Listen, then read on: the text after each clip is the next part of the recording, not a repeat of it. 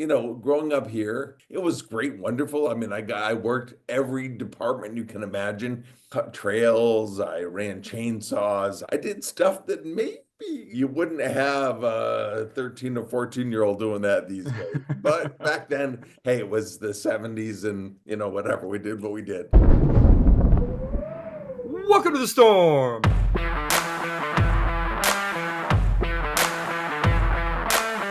I'm your host, Stuart Winchester. I'm always so fired up to bring you a New England podcast, especially when it's focused on one of those gateway ski areas that provide the setting for so many skiers' origin stories. We're going to look at one of those today in the Massachusetts classic, Jiminy Peak. Quick disclosure, we recorded the bulk of this interview on February 10th, 2025. Fast forward to March 6th, and Alterra announced that Jiminy Peak would join the Icon Pass as a 2-day partner for the 2025-26 ski season. Since that is major news for Storm Nation, and since it rendered a whole segment of our original conversation moot, I reached out to Tyler to see if we could record an addendum. He agreed, and the Storm Skiing editor worked this segment in right around the 50-minute mark of this podcast. First, I'm sure you've heard by now that you can now watch the Storm Skiing podcast on YouTube or on Substack via stormskiing.com. It is a really cool experience. We put some extra graphical goodies in there for you. So please pop over to YouTube and give me a follow at Storm Ski Journal. You can also rep the storm by swinging into the Storm store at stormskiing.myshopify.com, where you can pick up a hat, hoodie, shirt, sticker, or a bunch of other things. You can follow the Storm on X or Instagram at Storm Ski Journal. And of course, the very best way to support the Storm's mission of independent ski journalism is to upgrade to the paid tier of the Storm Skiing Journal and podcast, which will get you access to 100% of the Storm's written content, past and present. All right, time for episode 202 of the Storm Skiing Podcast. Tyler Fairbank, CEO of Fairbank Group and General Manager of Jiminy Peak, Massachusetts. My guest today is the CEO of Fairbank Group and the General Manager of Jiminy Peak, Massachusetts. Jiminy Peak rises 1,150 vertical feet across 167 acres, served by 9 lifts, and has been operated by the Fairbank family since 1969. Fairbank Group also owns Cranmore Mountain in New Hampshire, operates Bromley Mountain in Vermont, and runs real estate, renewable energy, and snow gun technology businesses. Tyler Fairbank is my guest. Tyler, a huge welcome to the Storm to you. You have been plugged in since the early days of this thing. It is so great to finally get you on the podcast. How you doing today, Tyler? Oh, awesome, man. Thank you so much for having me.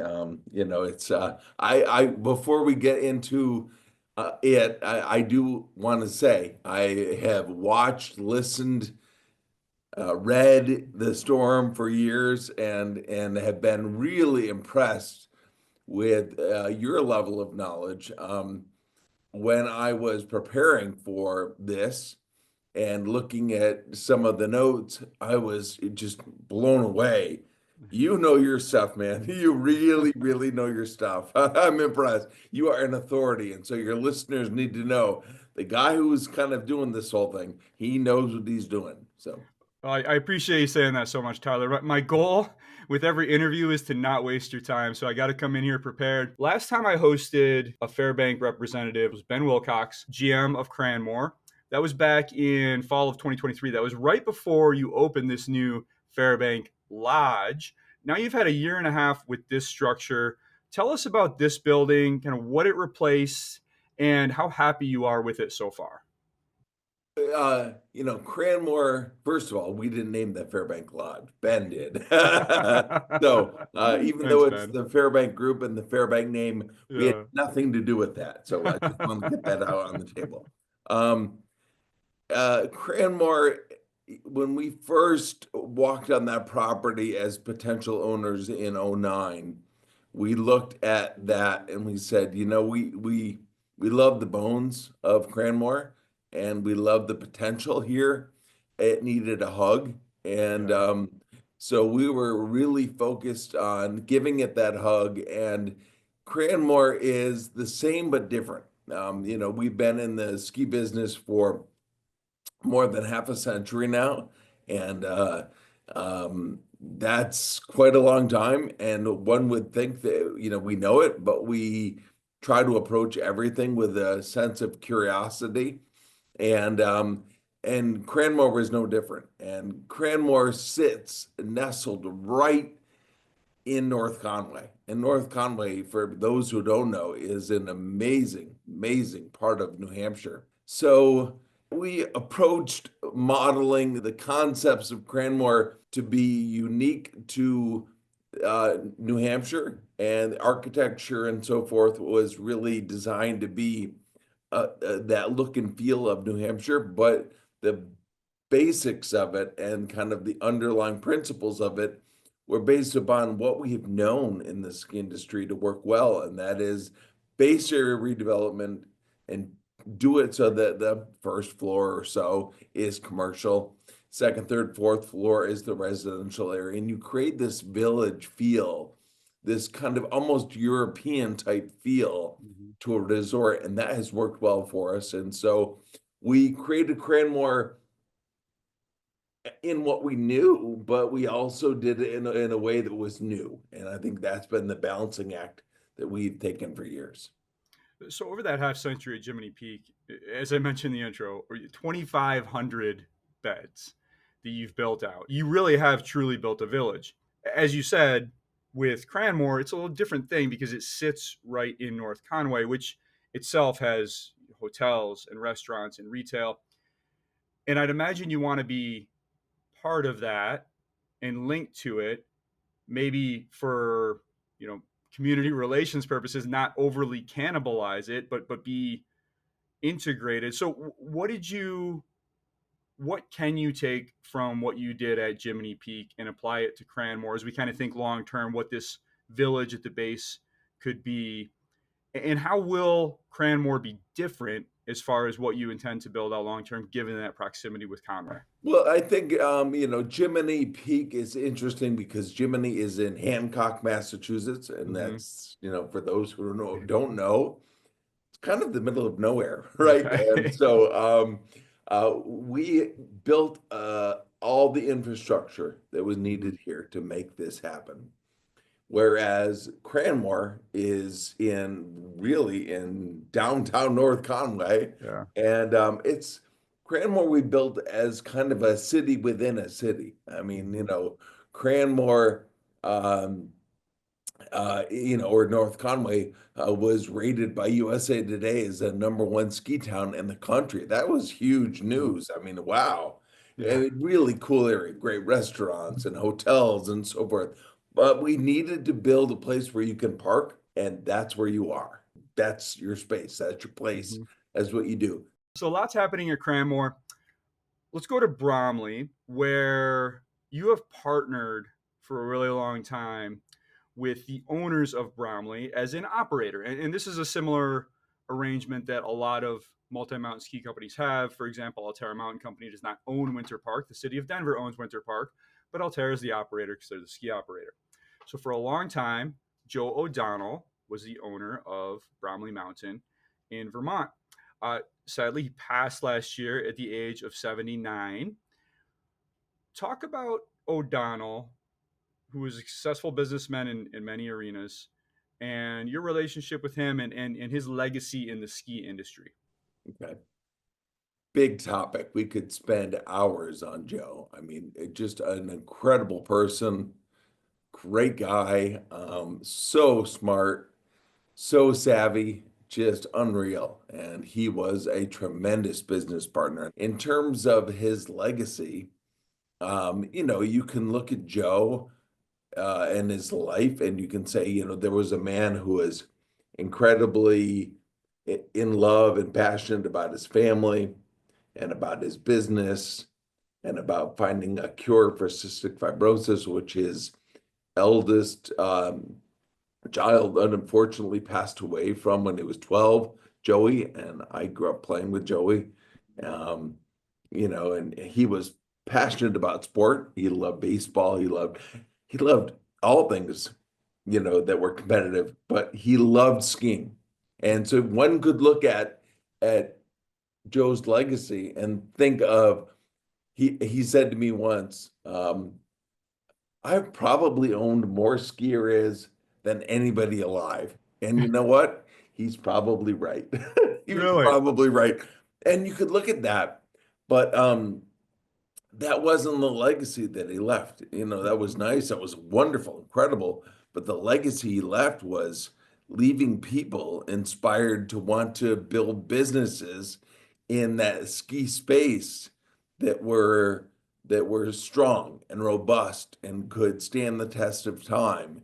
And were giving the guest experience in the way that he envisioned. And that was something really special, and that will pass through me and others who are in this industry and who are passionate about what they do and love being good at what they do because he was so inspiring. And it's just, when you talk about Joe, as I mentioned, we could talk all day about him.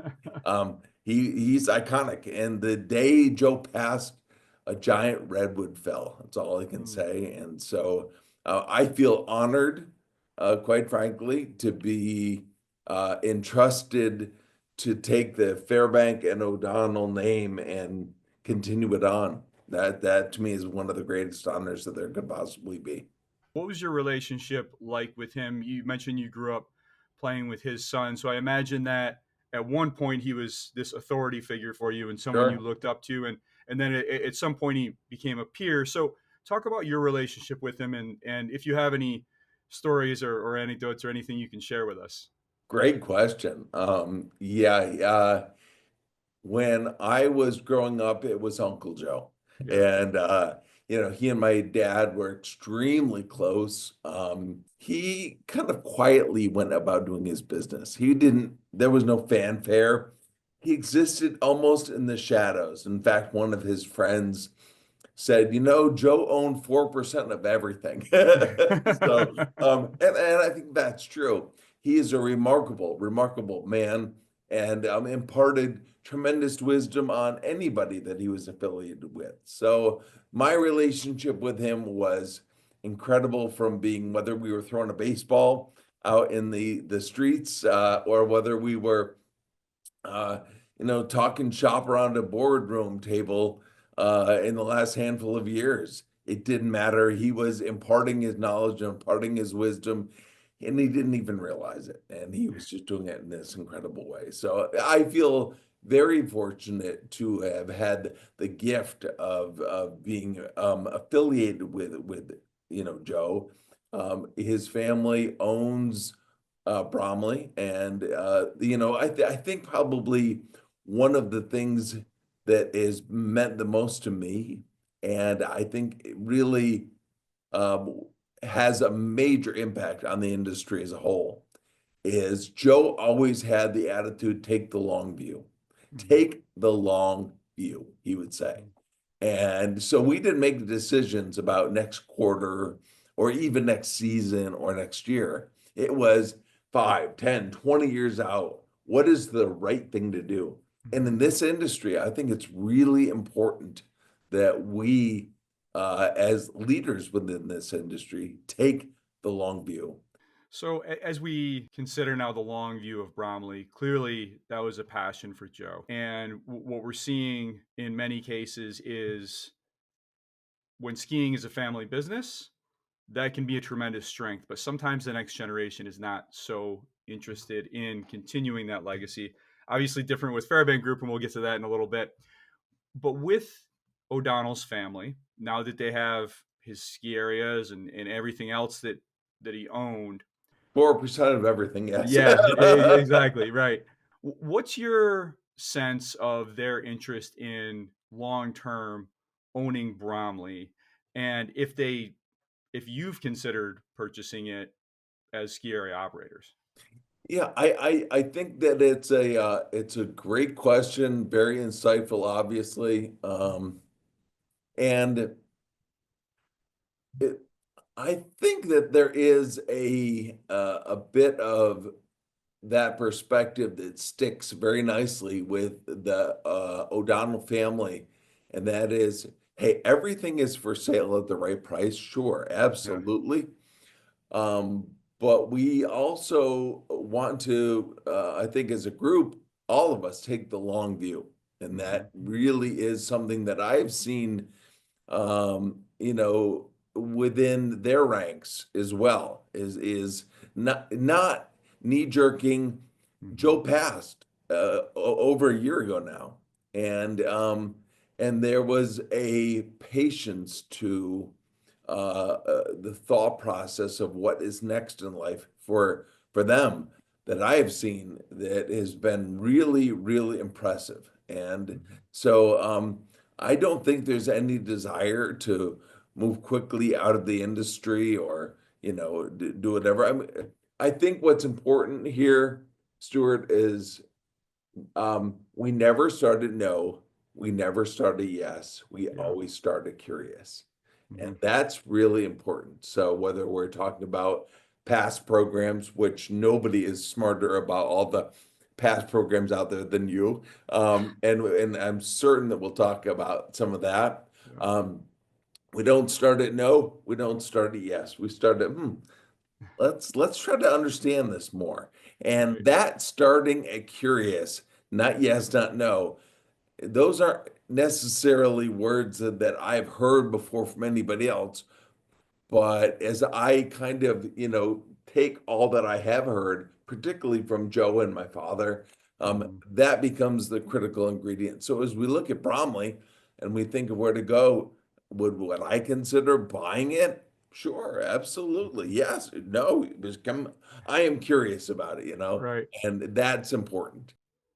Yeah. Obviously, it's a place you know really well, and would have that perspective that someone coming from the outside to purchase would not. So, speaking of family businesses, I hosted your father, Brian Fairbank, on this podcast almost 5 years ago now. It was in fall of 2020 when he was inducted into the Ski and Snowboard Hall of Fame. So you grew up, he'd been at Jiminy. He arrived there in the 1960s.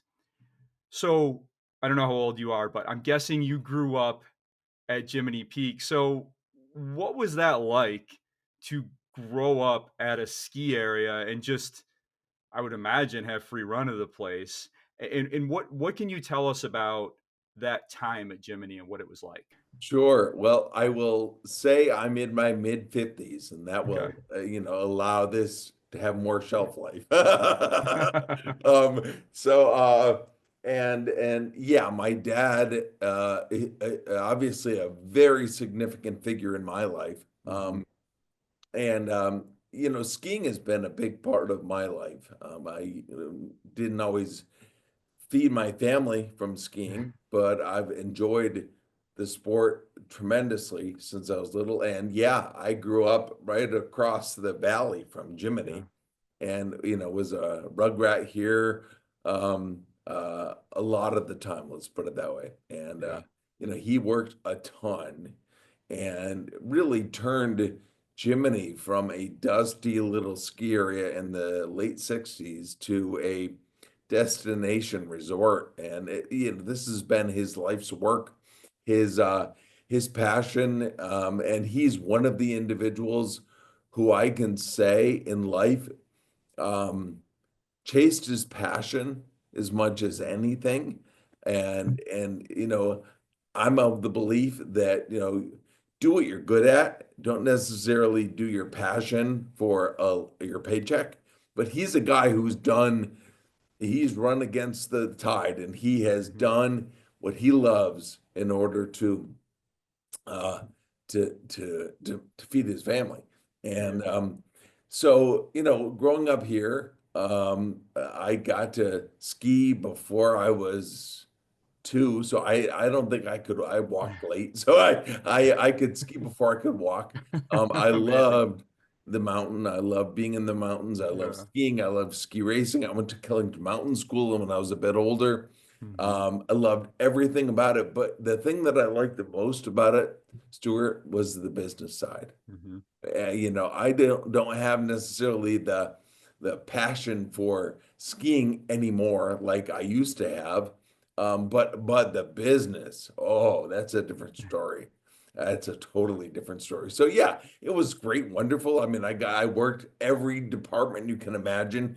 Here, I cut trails, I ran chainsaws, I built stone walls, I did stuff that maybe bordered on you wouldn't have a 13 or 14-year-old doing that these days. But back then, hey, it was the 70s and whatever, we did what we did. So uh, you know, having running wild in the place, not necessarily, not with a father like that who was, very much by the book. Yeah. But I was a very fortunate person, and I knew all along, and that I got to be here a lot, and that meant I got to ski a ton, which was awesome.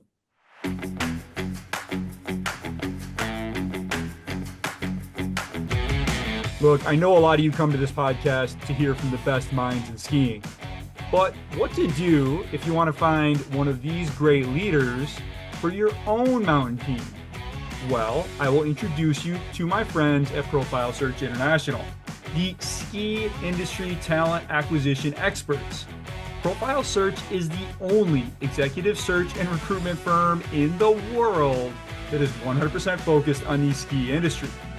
Profile Search has used their intimate understanding of skiing and related industries and of available candidates worldwide to place hundreds of transformational leaders at the best and most progressive ski areas for over 30 years.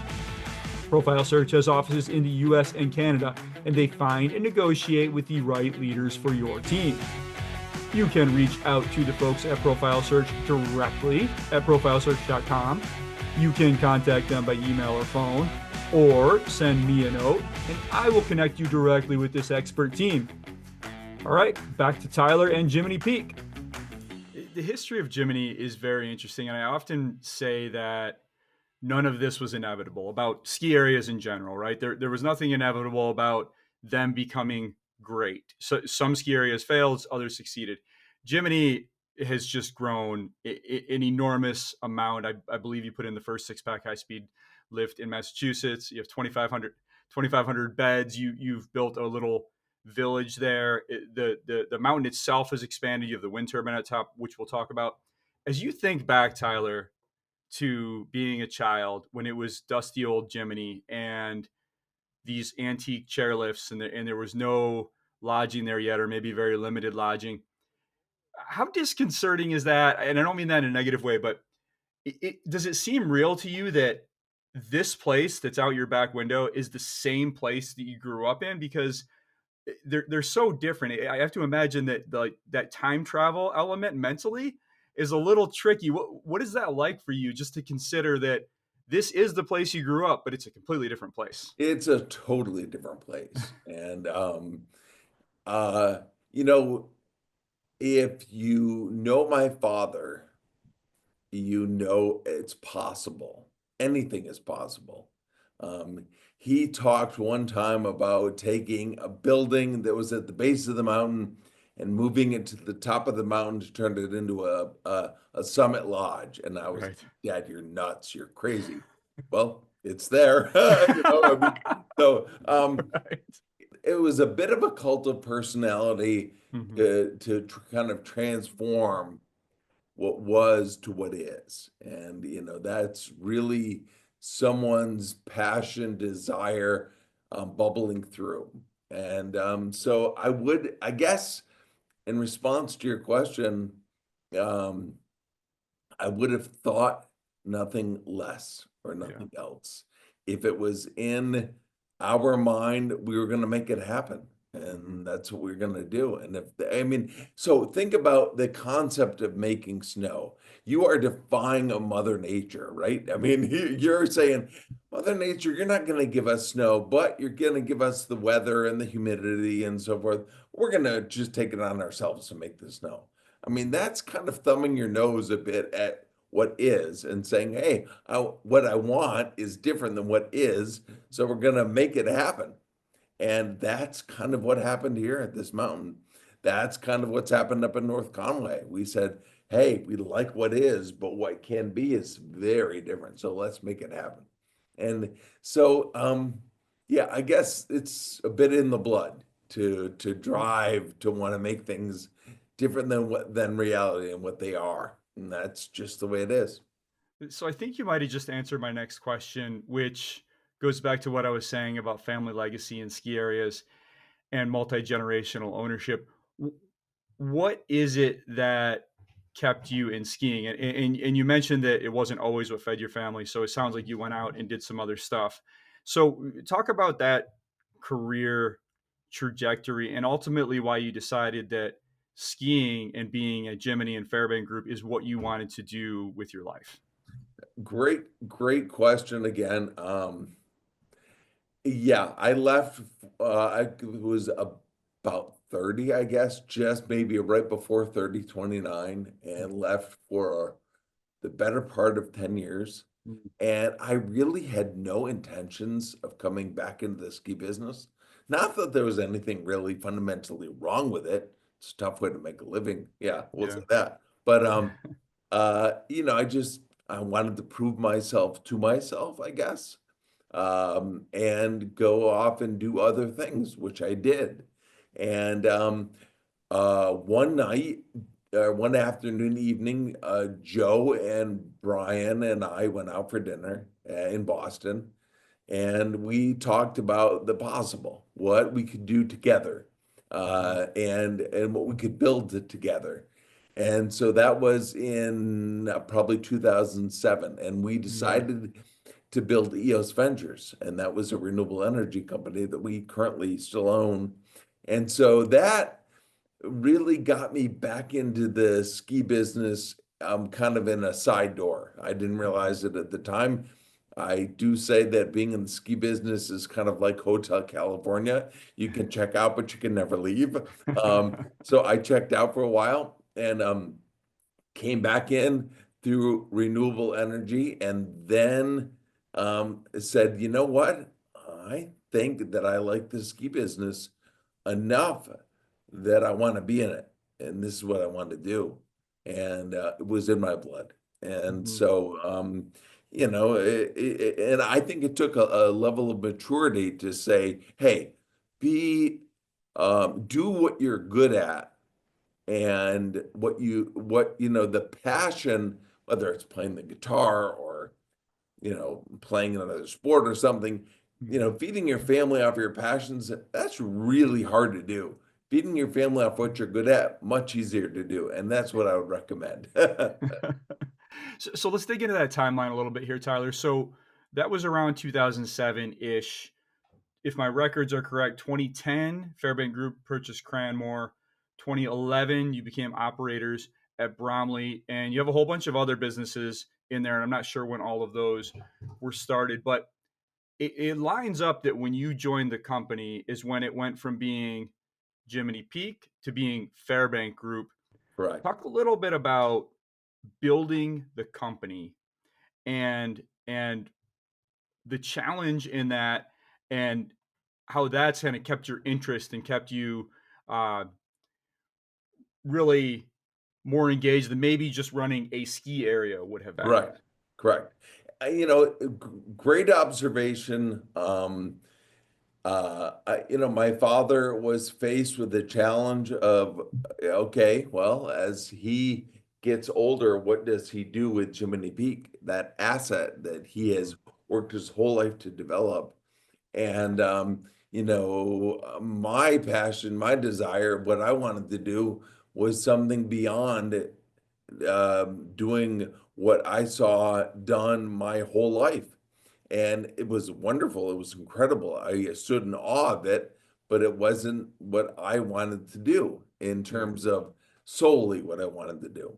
And so when we got back together and looked at this whole portfolio of businesses, Jiminy has been always Brian's very strong focus and where he wants to go and what he wanted to do and build it and build it and build it and build it. And that's great. That's wonderful. And what I wanted to do was maybe more, laterally was to go wider and wider and wider. And so, um, being in the ski business, knowing how to operate ski resorts, knowing how to make snow and to park cars and market and hire an ungodly number of people in a short period of time. I mean, all these aspects of the ski area industry, to me was a big deal, and I wanted to maybe deploy that mentality in multiple channels and kind of going back to some of the wisdom that Joe O'Donnell imparted, and that is to inspire others. I don't want to do those things necessarily. I want to inspire others to do them incredibly well. And that's what building a team is in my book. So yeah, I think your observation is right on the money. I think that Jiminy was a great way for us to learn and a great place for Brian, my dad, to kind of focus a huge amount of energy and create something that was so different than what was.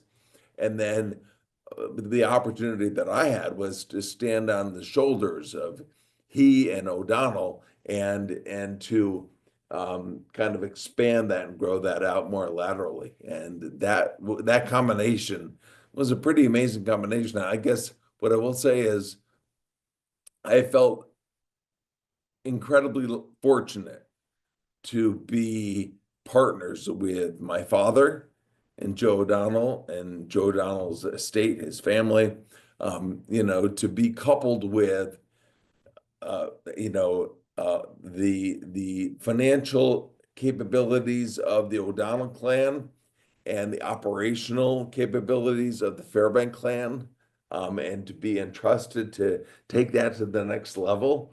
I am probably the most fortunate person in the world, and I can say that I have suffered a stroke.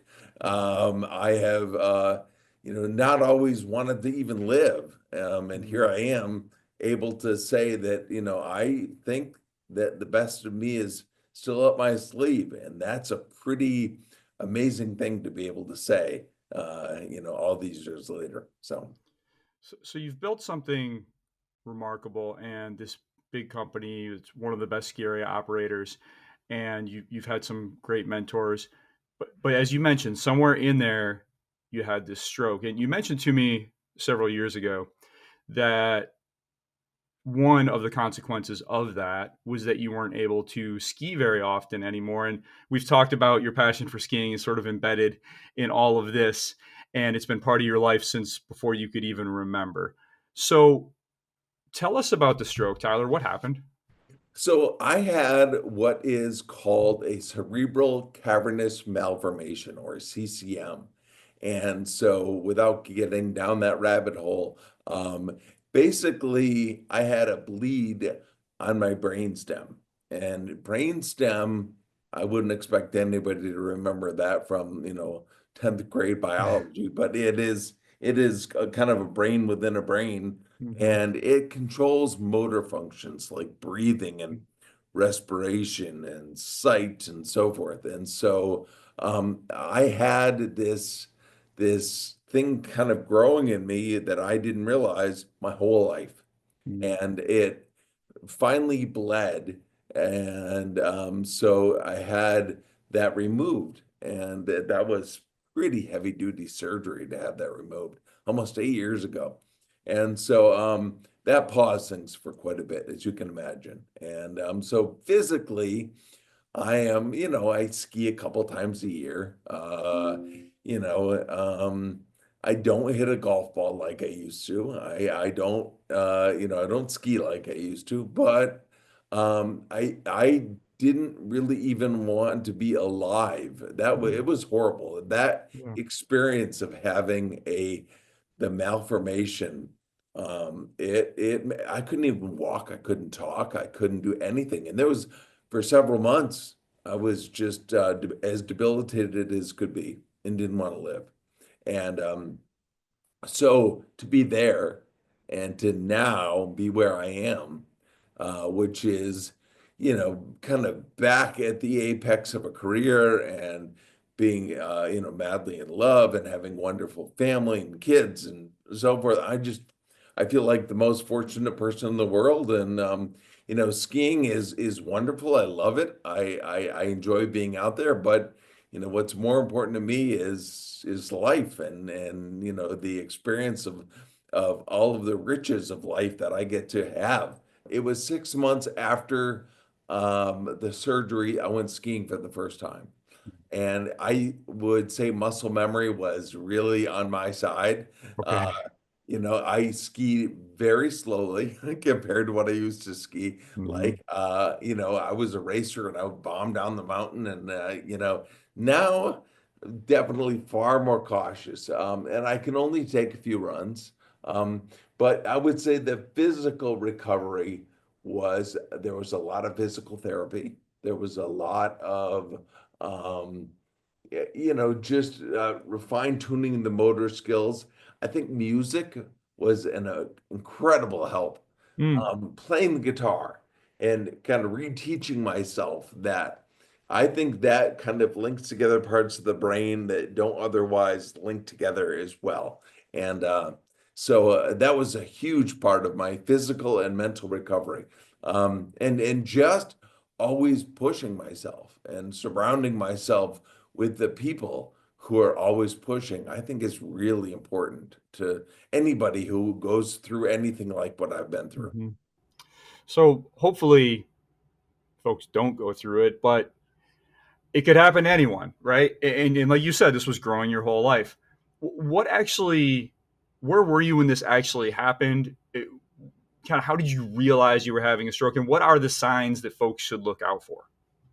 My son was graduating from UNH, and so I was there in the stands watching, and all of a sudden I couldn't see very well, and I Okay. knew that where he was, and I knew that there were people on the stage, and I knew that there was a speaker, but I couldn't see them, and I was like, "Oh, this is not good." And so after there was a party, and I went to the party and tried to be celebratory. It was my son's day. Great. And so I then took an Uber and went back to the hotel and I went into bed and woke up the next morning and I knew something was wrong. I could not see everything. I was like double vision everywhere. And so Mm-hmm. I called my doctor and I said, this is what's going on. And he said, Tyler, get to an emergency room right away. I think you're having a stroke. And I said, well, I have a lot to do today. Can I do that Tuesday? And this was like a Sunday. And he's like,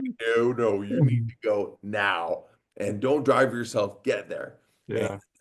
yeah, I would say if people, double vision is a real quick sign that you're having some kind of neurological issue. Mm-hmm. Um, Numbness, especially on one side of your body and imbalance, not being able to stand on your own.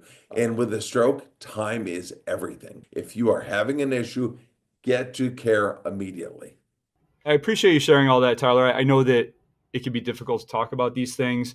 I had a heart issue last year and Oh, wasn't sure if I wanted to talk about it. I ultimately did, mostly because I felt as though other people could benefit from it I, because I had a blocked artery at age 46. And it was a similar situation where I went to the cardiologist and he said, go to the ER immediately or else you're probably going to die. And so I was like, okay, maybe this is something that yeah. other people Well, should know that's about. Right. So, and you got through it and you look great and it seems like everything's going great for you. So as you look to the future and you've talked a lot about your father and his legacy and what he's built and clearly he's in the ski and snowboard hall of fame. He's yeah, the yeah. chair of the selection committee. He's very well respected throughout the industry. So you helped to take the company, I don't want to say take it in a different direction, but expand it and expand its purpose. I have to imagine that there's more of a sense of obligation as part of a family than maybe if you had just been hired for this job. Maybe not. I don't know. But as you with the Fairbank name and attached to your company, and carrying on that family legacy, and having this Hall of Famer as a dad, what sort of obligation do you feel to continue to grow and evolve Fairbank Group in what is a very rapidly changing industry? Right. Um, I don't know if I feel obligated as much as it is in my blood to Yeah. want to do this. And, certainly having a Hall of Famer as a business partner, regardless of whether or not he's my father or not, um, you feel this sense of I want to do this as well as I can do it because it's the right thing to do. And because my partners, Brian and Joe, and now Joe's estate, expect that their partner is going to be, pursuing their best possible self. And so I'm not so sure I feel obligated, because of parental obligations. They're the best of the best. And so I want to be the best of my best for them. But one of your business partners behind you. This is the fun part about video. What can you tell us about the little guy behind you? This is Teddy right here. Okay. Teddy is so Teddy and I are somewhat kindred spirits Okay. because morning that I had that bleed that my son was Mm-hmm. graduated from college, he was born. Like Oh, so at wow. the almost exact same time. And so I met him through my wife Giovanna, and we formed a kindred spirit like type relationship that has been just unreal. And he comes to work with me every day, and he watches out for me and makes sure that I'm safe, and that's a good thing. So, but Does he like the snow? he's us. Pardon me. Does he like snow? He hates snow. And it's only been in the last year, and I realize he's getting a bit older, and so Right. maybe like all of us, likes it less and less as he gets older, having to walk out in it and so forth. But he's a great pup. He's awesome, amazing, So amazing. if you want to see Teddy, if you're listening, the podcast is now on video as well. You can see that on stormskiing.com or YouTube. Looking at the business more broadly, Tyler, it's a multifaceted business. You have the ski areas, you have snowmaking business, you have the real estate ventures, you have clean energy, and all these things are tied together. So if we look broadly at something like, say, clean energy, and Fairbank Group was way out ahead of this. And I don't remember the year that you put in that wind turbine on Jiminy Peak, but I talked with Brian about how much that had benefited the ski area. And Berkshire East, your competitor to the east of you, also installed a wind turbine. And I believe they run their entire operation off it. I think yours is partial, but correct me where I'm wrong there. So you were way out ahead of it. And then clean energy is really caught on a lot of sectors. Somehow it got politicized, and the current administration is outright very hostile to it. So let's just focus on that one issue for a moment here. How much has that benefited Jiminy to be out ahead on the wind turbine? But then why didn't, if it is a benefit, why didn't you do the same thing at Cranmore and Bromley? And how are you looking at this industry and this sector of your business as you move into the future? And I think that might be too many questions in one. It's a big question, but broadly, how has that benefited you, and how are you looking at it in the future? We could spend hours on this topic, and I won't. I will say what I think is maybe of value for our conversation Mm-hmm. is that the energy sector, whether it's natural gas or solar or wind or coal or whatever, they're all heavily subsidized, every Mm-hmm. one of them. Okay. And it's important to note that. And renewables are no different. They will not make it on their own, Okay. especially in the Northeast, where the distribution system, transmission and distribution systems are very decrepit, old. Mm-hmm. They're thin in that they are meant to reach, areas with smaller populations and so forth. So when one understands that incentives, federal and state, are really important to the development of energy, regardless of what kind it is, then one tends to go to the states where there are subsidies in place. Hmm. So in Massachusetts, in this was way back in Deval Patrick's administration, there was the start of moving things into that renewable space. And so there were a lot of programs that were offering incentives. Hmm. And the wind turbine at the top of Jiminy is a result of a kind of that early adoption, if you will. In New Hampshire, they are not necessarily taking the same mentality toward those projects. And so there are not the incentives that are in place. In Vermont, there were, but they kind of it comes and goes. And so Hmm. we take advantage of those when they're there, and when they're not, we don't do anything. So a Hmm. couple of years ago, we put a 0.5 megawatt solar facility at Bromley, and Hmm. that is helping to benefit Bromley. At Jiminy, great role model example for the whole industry to look at, I think. We were at 10 million kilowatt hours a year um, years ago. Through conservation efforts, we reduced that to about 6 million kilowatt hours a year. Hmm. And then that 6 million, basically the wind turbine, there's a solar farm up the street from us here that we were integral in developing. And a cogeneration facility in the basement of the Country Inn.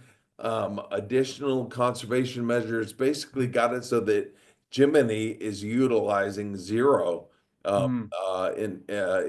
from an energy generation perspective. We are basically producing what we're utilizing. Now, that sounds great and it's wonderful. And it's great to say that Jiminy is able to produce as much as it utilizes, but there's also intermittency. The wind is not always blowing, the sun is not always shining, but you always need power. So you do Right. need to be connected to the grid. So it's a long way of saying renewables are not the panacea that most people think they are. They're a part of the solution for sure, absolutely. Hmm. And we're thrilled that our resorts are able to, where it's appropriate, to be an example, a role model. Hey, New England, here's a news flash. It gets cold out there. And if you are anything like me, the first thing to transform into popsicles is your feet. Well, let me tell you, that is not the case with me anymore. Not since I started rocking Hotronix ski boot foot warmers and heated socks.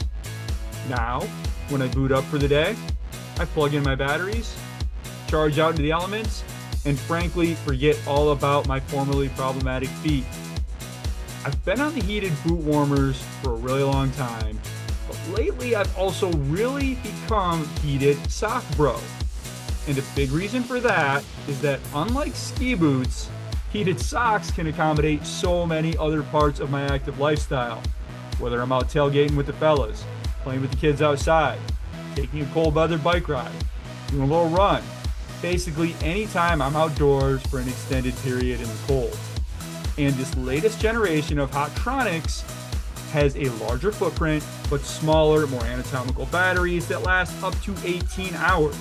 And they are all Bluetooth enabled and manageable from an app on your smartphone. Stop enduring the elements. Fight back instead with Hotronix ski boot, foot warmers, and heated socks. You can click the link in the banner on the podcast article at stormskiing.com to get started. Back to Jiminy Peak and Tyler Fairbank. So yesterday, Icon Pass released their 2025 to 26 pass suite, and it included some days at Cranmore and Jiminy Peak. So tell us about this new partnership with the Icon Pass. Right. So it's important to know, I think that we've had that a long-term relationship with many of the players within the Altera team. And we have, in this really small industry that we're in, we have, we paid close attention to every past product that's out there and who's doing what. And, you've been a wealth of information on this topic, and we're very grateful for you for doing that. And, for us, um, it's an opportunity to try something new out and explore something and test it out at a couple of our mountains without full-fledged going into something brand new, with all of our mountains and putting all of our eggs in one basket. Instead, we're kind of taking the approach to say, like we do with many things, when you have three resorts, you're afforded the opportunity to kind of look to one resort, or maybe in this case, two resorts, a couple of marketplaces, and test out how something might work or be received before you go into it fully. So that's kind of what we're doing here, So 2 days each for full Icon pass holders right? at Cranmore and Jiminy Peak. Holiday blackout supply. That's a first for any ski areas Correct, on the correct, Icon yes. Pass. Not available on the Icon Base Pass or the Icon Session Pass, just Icon. That's my understanding. Do I have that That's right? correct. Yes, you've got it. Okay. So basically, we are a bonus mountain Okay. or bonus mountains for people who have the Icon Pass. So, our desire here is to have people purchase the Icon Pass, which many people do, and then try out our mountains. That's good for us, right? Mhm. It's a chance for us to kind of dip our toe in the water, so to speak. So you included Cranmore, included Jiminy Peak, which your company, Fairbank Group, owns, did not include Bromley. Now, to set this up for the listeners who are not as familiar, from Bromley, you can see Stratton, which is a full Correct. unlimited Icon Right, Pass right. mountain. Cranmore it looks like it's close to Loon on the map, but it's really not if you drive there. And then Jiminy is especially now the Wyndham jumped off, is not close to any Icon mountain. Did that geography have anything to do with you leaving Bromley off, or is there a different reason that you chose to include Cranmore and Jiminy and not Bromley on this Icon Um, Pass?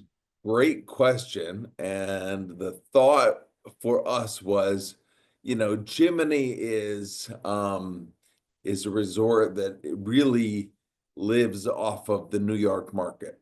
It's New York City, the greater New York metro area, White Plains, the Hudson Valley, Albany, and then here we are. And so that world is really of New York. My father has said many times, if New York were off the map, so would Jiminy be, So Cranmore is really the Boston market, the greater Boston market. So, we've kind of looked at this and said, well, let's explore this with these two markets in mind, Mhm. really thinking about the Jiminy market here for New York and then Cranmore for Boston.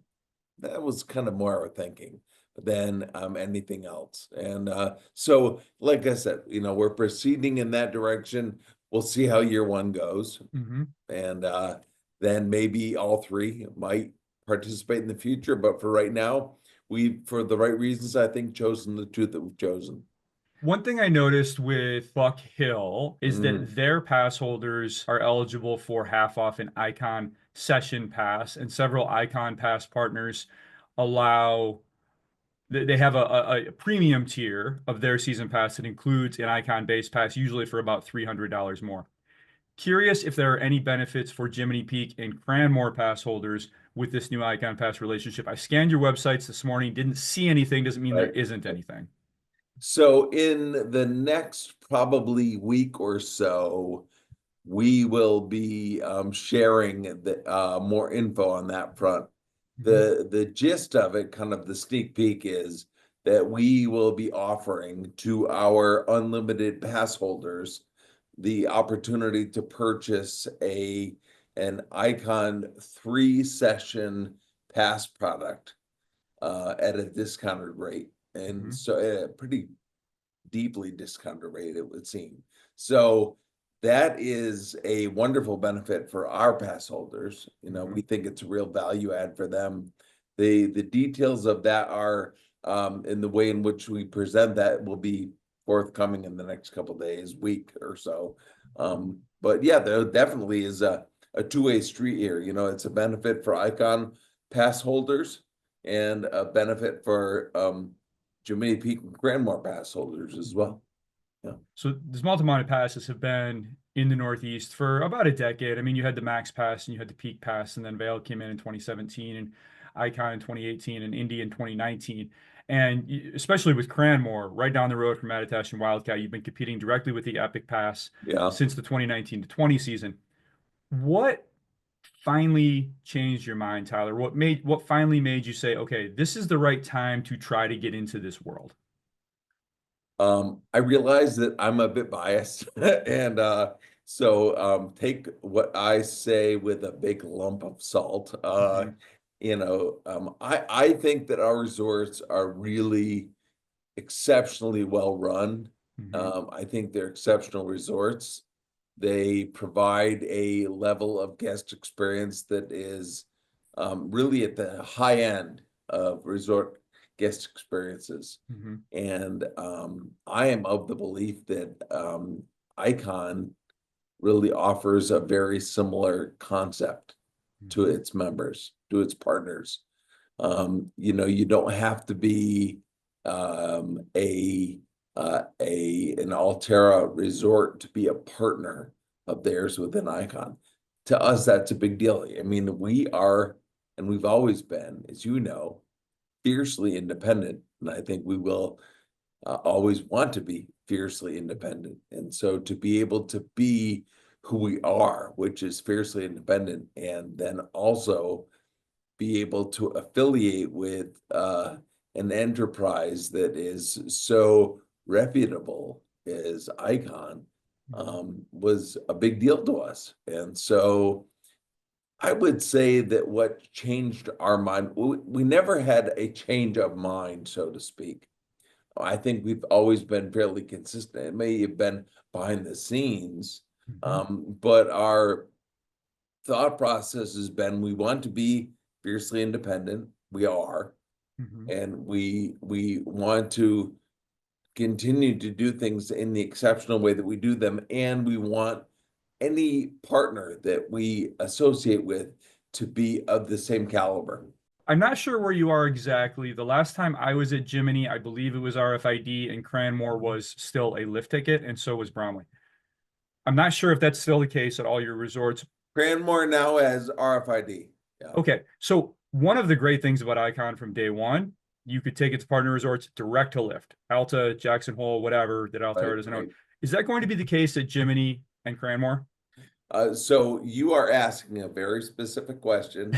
That's great, thank you. And I do know the answer to this. No. So what'll happen is an Icon pass holder will come to Jiminy or Cranmore, go to the ticket window, Hmm. basically get their media for the day and then go skiing and they can do that two times. So at each resort, at each of our resorts. So Yeah. there's not the direct to lift component at this point. Doesn't Okay. mean there won't be in the future. We'll see, but at this point, no. So it's look, no one's ever accused skiing of being an easy business. And Correct. we've just gone through what may have been the most challenging 5-year period in the Sure. history of the sport. I hear rumors all the time, Tyler, that that all your ski areas are for sale, that you're looking to sell them off. Part of the reason I started this podcast and newsletter is because there's a lot of social media chatter and there wasn't a lot of people actually asking the people who are making these decisions Right. whether any of this was true. It was a lot of hearsay. So I'll ask you directly, are the ski Okay. areas for There. sale? There. Um, Everything, Stuart, is for sale for the right price, right? Okay. As I Yeah. said earlier, everything. That Yeah. includes ski resorts. That includes our ski resorts, Hmm. but it has to be the right price. And I would go back to comments that Joe O'Donnell has, I hear that voice in my head. Hmm. Uh, Longview. long view, long view. And we can't jump at anything. We can't start at yes, we can't start at no.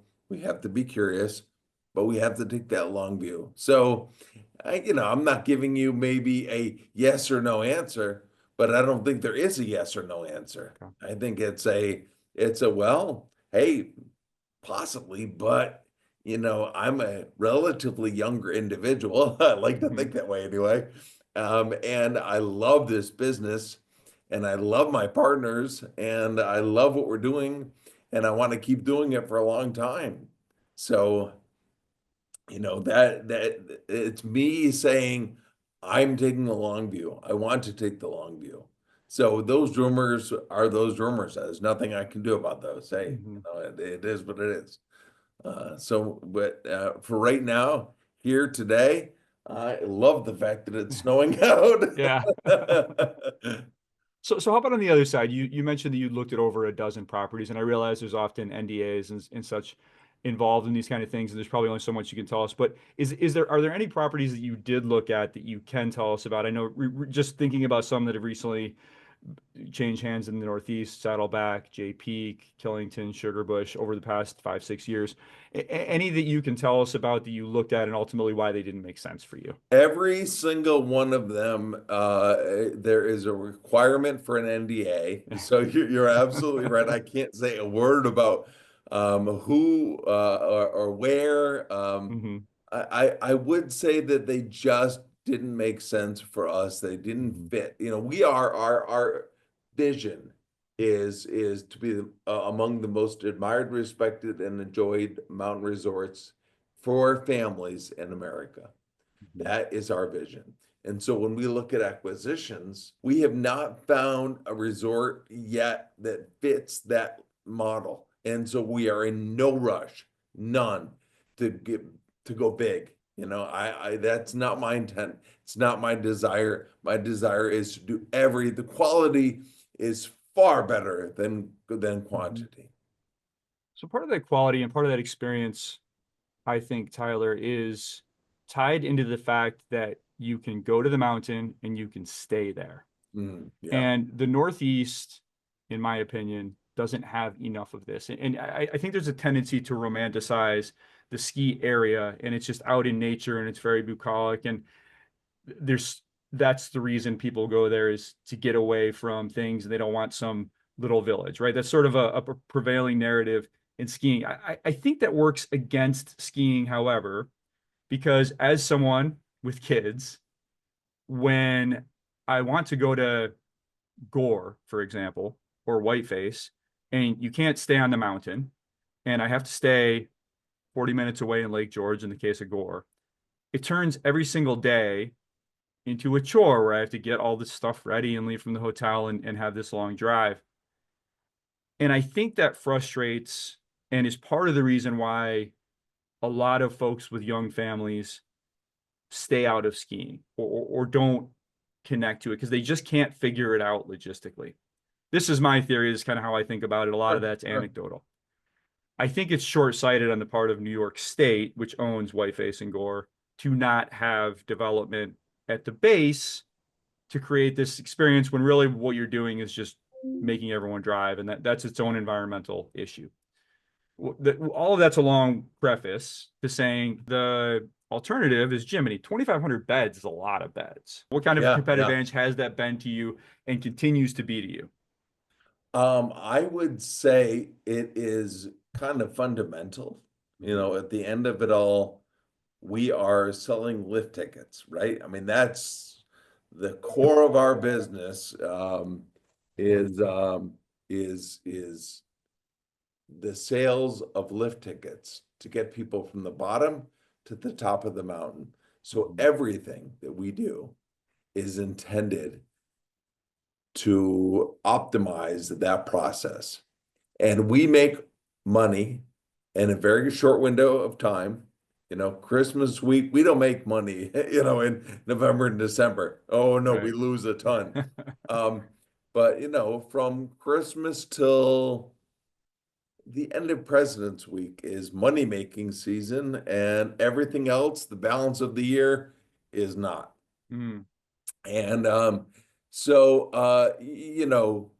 when you think about real estate or you think about other things that are driving the warm pillow bed base of an area, to us, our view is that is intended to be driving skier visits, and hopefully we're optimizing that amount of skier visits during that window of time.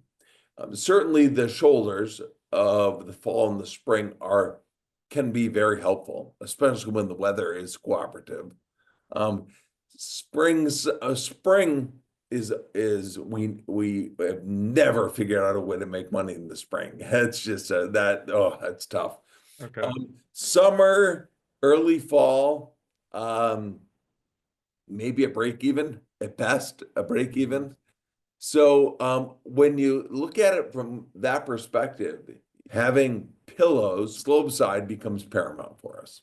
You've built that and you build a building and it can stay in place for a long time. Uh, Lifts also last a long time, Sure do. Yeah.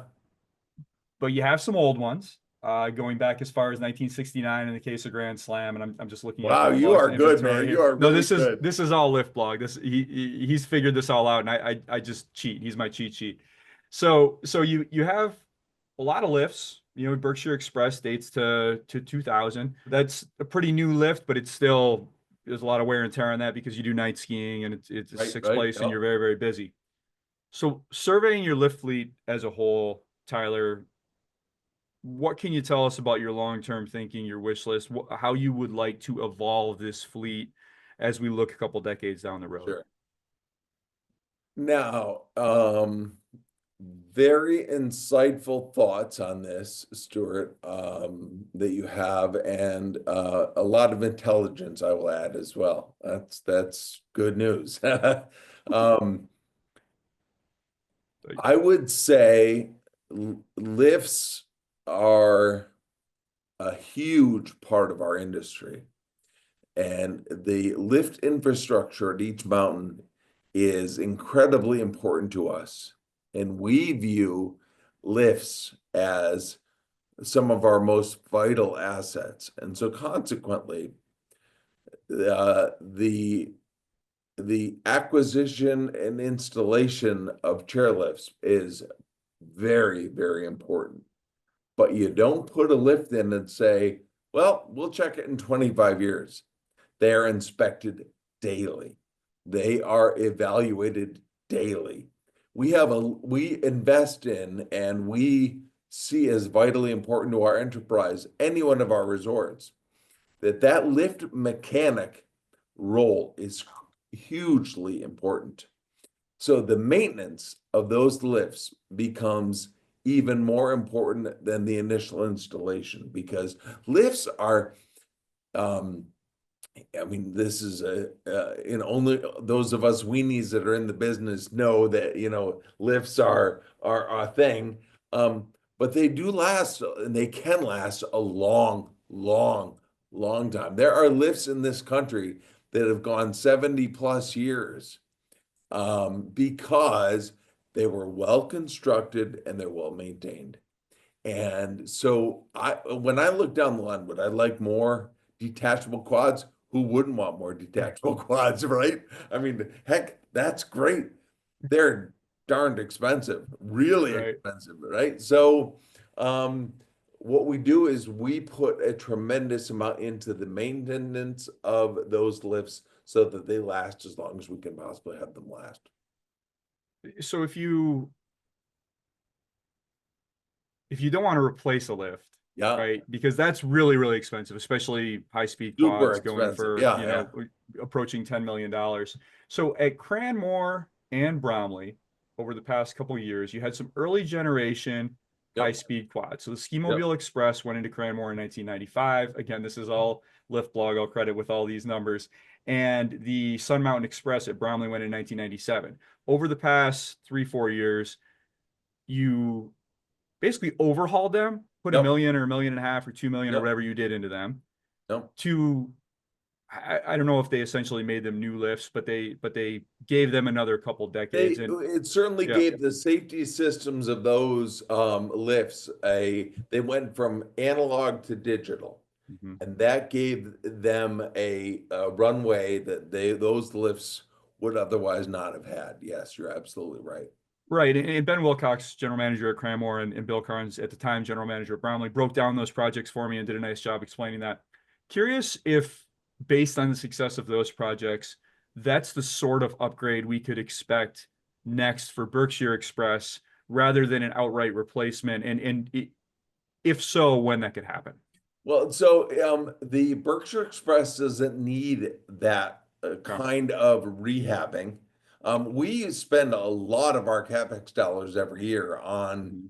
on lifts, and the Berkshire Express is undergoing some work right, it has last year, it will next year. Every year we replace parts, and whether they're grips or whether they're cables or whatever, that stuff is replaced. So I don't want to say that lifts have a perpetual life. At some point you do need to replace them.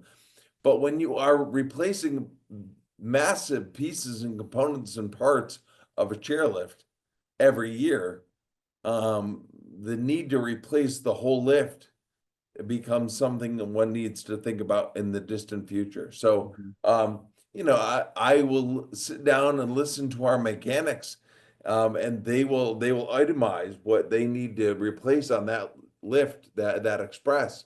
Um, and we'll see, okay, well, this is doable, this we will do over 2 years and so forth, but I don't envision that Berkshire Express at Jiminy having needing the same kind of analog to digital replacement that took place at Bromley and Cranmore, and those huge dollars. Yeah, you're right, those are the exact dollars that we had to Yeah. spend on those lifts to keep them basically operational. So everyone loves high speed lifts, and Yeah. and you just said you'd love to Me put them in too. all. Yeah, you'd love to put them in all over the place. So each of your mountains has exactly one high speed lift and a Right. whole bunch of support chairs. Correct. Someone said to me on the podcast once that if you have one high speed lift, you essentially have one lift because everyone goes to that. So that was kind of sort of a general comment. In your experience, is that true? And how do you get folks to use the other lifts when Right. everyone Right. wants to ride the fast lift, even if it has a long line? Right. So you are absolutely correct. Those we have a six pack and we have a quad and a quad, Yeah, and they are probably the main movers of people at our resorts. right. But I would take a differing view to the other person on your podcast. I have seen traffic at our other lifts quite a bit. Hmm. I see them with people on them all the time. So I don't know that everyone wants to just ride the express lifts. They might start there, Hmm. but they then go off and they can ski other parts of the mountain. And so our experience has been quite different than that. We see them moving around the mountains and enjoying other trails and other terrain that are serviced by fixed script lifts. So, yeah, So to that point, let's just look at Jiminy for a moment. So you have the Berkshire Express, and then I'm just looking at your map here. Then right next to that, you have the Summit Triple. I'm curious about the dynamic between those two because they're both right. top to bottom lifts. Talk about just the evolution of thought there and why you still ultimately have two parallel lifts, one a high speed six, one a fixed triple. Well, I was 14 years old when that triple was put in, and I was there when the helicopters were flying in the towers, and that riblet was the best the industry had at that point in time. It was Okay. replacing an old Mueller chairlift Hmm. at that time. Hmm. And so we put that in, and yeah, it took what the 13, 14 minutes to get up to the top of the mountain. And Hmm. at that point you could kind of service the whole of the mountain. And then comes along the Berkshire Express, Hmm. 20 years later, and it's six people that takes 5.5 minutes to get to the top of the mountain. bam. That triple chairlift, that riblet, if that operates 30 to 40 days a winter, we're lucky. Okay. It People love the Express. And why do they love Right. the Express?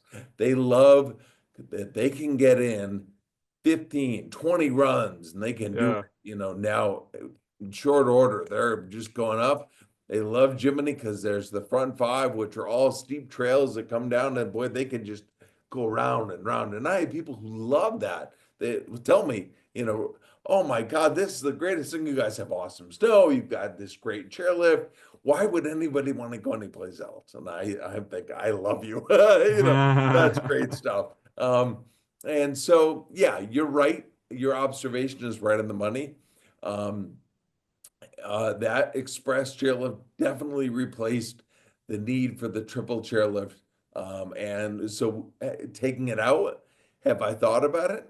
Maybe, but what would I put in its place? Like it costs so much money to put stuff in its place. Do I need to right now? Not really. So, potentially down the road, possibly. So playing fantasy ski resort, and again, I'm good at spending other people's money. If you could put in a new detach, where would you put it? Like one spot I'm looking is the Widow's White Quad that goes up to that Looker's Left far peak. Could that replacement come down to the summit and give you another high speed out of the base to take a little pressure off the six? Kind of what have you thought about as far as, and I realize there's other lifts in the way and stuff, but Right, right, right. again, I'm playing a video game here. So have you thought about where ultimately it might make sense if you wanted to make that investment to put another detachable lift? I have often thought that a detachable where the triple is could make some sense. Hmm. There are some challenges and issues getting off the top of the mountain that might be an issue. Hmm. You're bringing a lot when you put a detachable quad in, you're bringing a lot of people to Yeah. a certain location, and that could overwhelm the top of the mountain. So that at the top of that mountain, I should say, where you're talking about Widow White's Peak, that other peak, we have a quad there. It's not detachable. Yeah, that could make some sense. Sure, Hmm. down the line, if you're playing a video game, man, drop one in there. Tell me what you get out of it. All right. So another part of my video game is I look on Google Maps, I see a lot of forest around you. I've talked about expansion potential at Cranmore and Right. Bromley with their GMs, and I'd imagine those plans are still what they were when I spoke with them a couple years Yep. ago. Yep. Is there expansion potential at Jiminy for ski terrain? Because again, you're always pretty busy. Yep. Um, I don't know. I mean, I have looked at Jiminy Peak and Widow White's Peak and at the base area and what we have installed here and the land that is owned here. And I say, well, that master plan is really complete. That Yeah. cookie is baked. And I'm not seeing the opportunity to add a bunch more. I just don't see it. Is it possible if someone were to say to me, let's do something here or there or wherever, would I look to it? Sure, absolutely. I think Cranmore and Bromley, same thing. We have a number of years worth of work in front of us to get done what we have on our plates right now. So that, I mean, I'm talking 3 to 5 years is what I'm looking at right now, and that's kind of what I'm seeing. Doesn't mean that we don't consider more for the future, but at this point, kind of have our plates full. So I would say probably not to look to us for a lot of mountain expansion in the short run. Open to it, but I'm not sure I see it. All right, Tyler. That means that I am gonna have you back on in 3 to 5 years, talk about how Excellent. All you've been right. evolving. Look, I took way too much of your time, but I appreciate you rolling with it. I really appreciate all your insight and the relationship and the time, especially right in the middle of February, as I know you're getting ready for the biggest week in the Northeast next winter, so or next week. So thank you very much, Tyler. I can't Thank thank you you. enough. Thank you. Appreciate it.